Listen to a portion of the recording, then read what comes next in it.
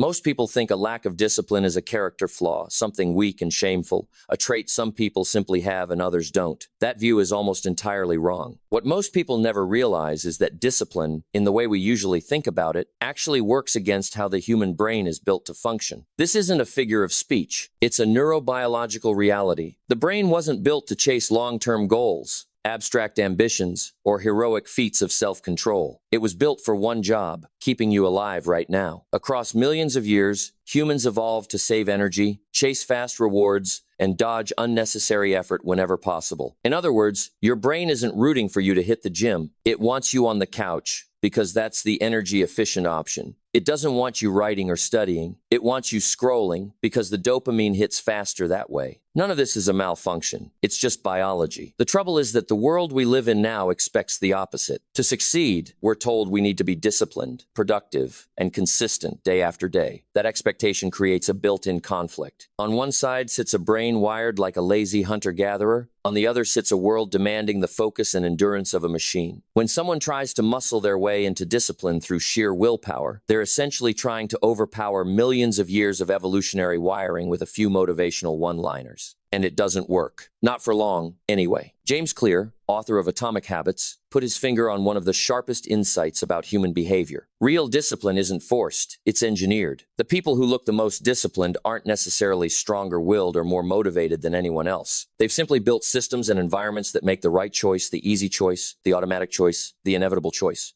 They're not fighting their brains. They're working with them. Over the next few minutes, we're going to take apart the myth of discipline, uncover the mistakes you didn't even know you were making, and build a smarter, more human, more effective way of thinking about change. If you've ever felt weak for procrastinating or hated yourself for not sticking to your own plans, this isn't here to judge you. It's here to show you that you were simply using the wrong method. Now you'll learn the right one. On paper, discipline sounds simple. Want something badly enough, stay focused, resist temptation. But once you understand how the brain actually operates, that framing falls apart. Your brain doesn't care about your long-term goals. It cares about survival, comfort, and conserving energy. If you don't understand that, you'll spend your life at war with your own mind. For most of human history, our ancestors lived in environments where resources were scarce, and the only real priority was making it to tomorrow. In that kind of world, the brain adapted to favor immediate rewards over delayed ones. Eating now mattered more than storing food for later. Resting mattered more than taking unnecessary risks. Avoiding effort meant saving energy for moments that actually mattered. Generation after generation, the brain got calibrated to seek out whatever path was fastest, most pleasurable, and least costly. And that same wiring is still running inside you today. So when you try to get up early for a workout, your brain reads that as a threat to comfort and energy conservation. When you open your laptop to work or study, it nudges you toward checking your phone instead, because there, the reward is instant and guaranteed. Reading, writing, training, all of that demands effort with no immediate payoff. Your brain doesn't like that trade. Here's the key detail. Your brain isn't rational, it's efficient. It doesn't pick what's best for you long-term, it picks whatever takes the least energy right now. Neuroscientists call this cognitive ease, the brain's built-in bias toward the path of least resistance. And this happens before you're even consciously aware of choosing anything. So the real issue was never a shortage of willpower. It's a mismatch in design. Your brain wants to feel good and stay safe right now. You want to grow and improve over the long run. Until those two goals are reconciled, you'll keep running into frustration, exhaustion, and a nagging sense of falling short. James Clear puts it bluntly: motivation is overrated. Environment matters more. If you're constantly leaning on willpower to get things done, you're fighting the natural grain of your own brain, and that's a fight you lose eventually, because fatigue always wins in the end. Once you're tired, the brain defaults back to autopilot, and autopilot always takes the easy road. So if you actually want to change, the first move isn't trying harder. It's understanding what you're actually up against. Now that you know your brain is essentially wired to undercut any brute force attempt at discipline, a different question comes into focus. What if the real problem was never you, but the environment you've been operating in? Most people treat self-control like an inner muscle that just needs strengthening. But the truth, as Clear lays out, is far less flattering. Self-control is fragile, and it collapses fast in a badly designed environment. Picture this.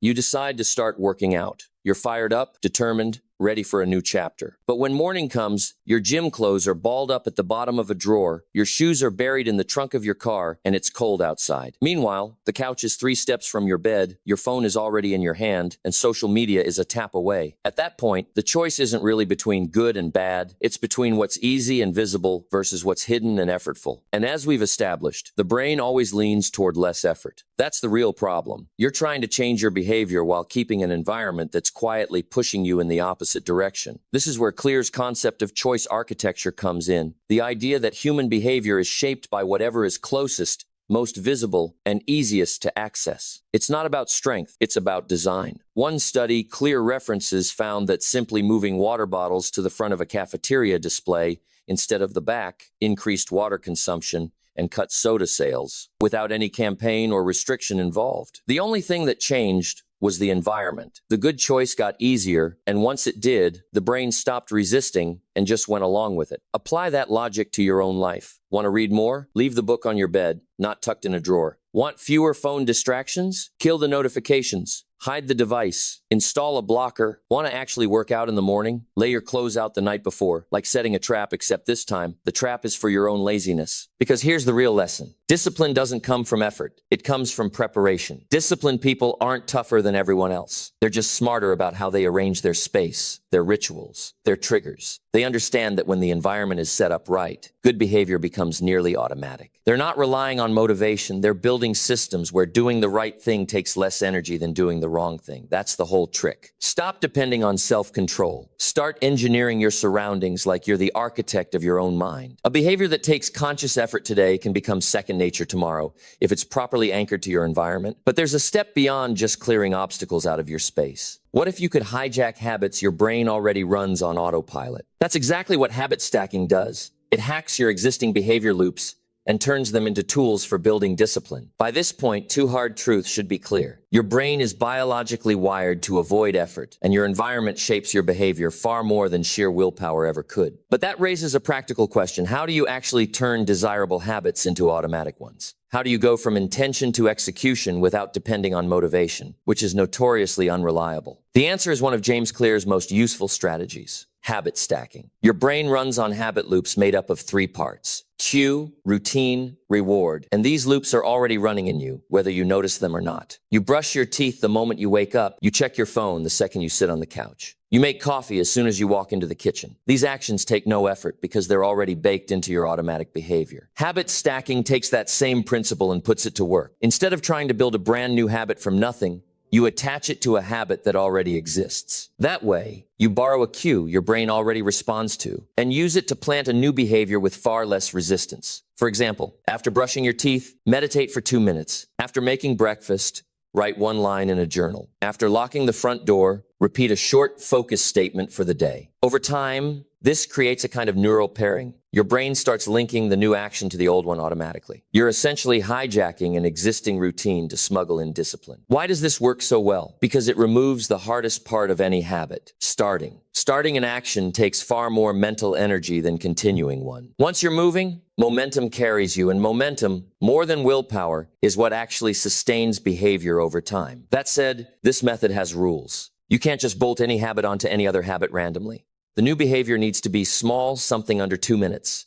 As Clear puts it, it needs to be specific, not vague. Read 1 page, not read more. And it needs to happen immediately after the existing habit, with no gap in between. Follow that logic, and you'll be laying down mental pathways that make discipline feel inevitable. You won't be deciding whether to do it anymore. Your body will just do it. That's the real win. When the right action happens before doubt creeps in, before laziness kicks in, before you can talk yourself out of it. And here's something even more interesting. These small, stacked habits, which look almost trivial on their own, compound over time. They snowball into full routines. Look back later, and you'll realize you've built an entire lifestyle out of these connected micro-habits. But if all of this works so well, why do so many people still procrastinate, even when they know exactly what they should be doing? The answer comes down to one core idea. Procrastination isn't laziness. It's poor design. The word procrastination carries a lot of baggage. Most people tie it to failure, weakness, a lack of drive. You'll hear people say, "I'm just lazy," or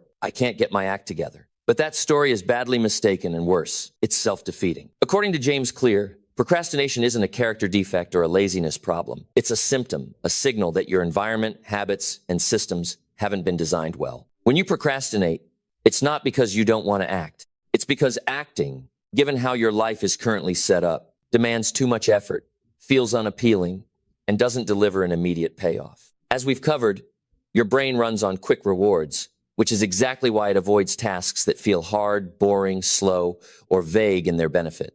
Studying, for instance, requires focus and energy for a payoff knowledge that's abstract and only useful down the road. Opening YouTube or Instagram, on the other hand, offers instant reward with zero effort and constant novelty. For your brain, that's not even a close call. This isn't a moral failing. It's neuroscience. This is where Clear's 4 laws of behavior change come in the framework for making any habit easy to sustain. Make it obvious. A habit that's hidden or out of sight gets forgotten. The brain needs a constant, visible reminder what's in view is what gets done. Make it attractive. The habit needs to create some anticipation of pleasure, whether by pairing it with something you already enjoy or by making the process itself lighter and more engaging. Make it easy. Friction kills follow-through. Strip the habit down to its simplest possible form until saying no feels harder than doing it. Make it satisfying. The behavior needs to deliver some sense of completion or reward. Without that, the brain never builds attachment to the habit. Let's put that into practice.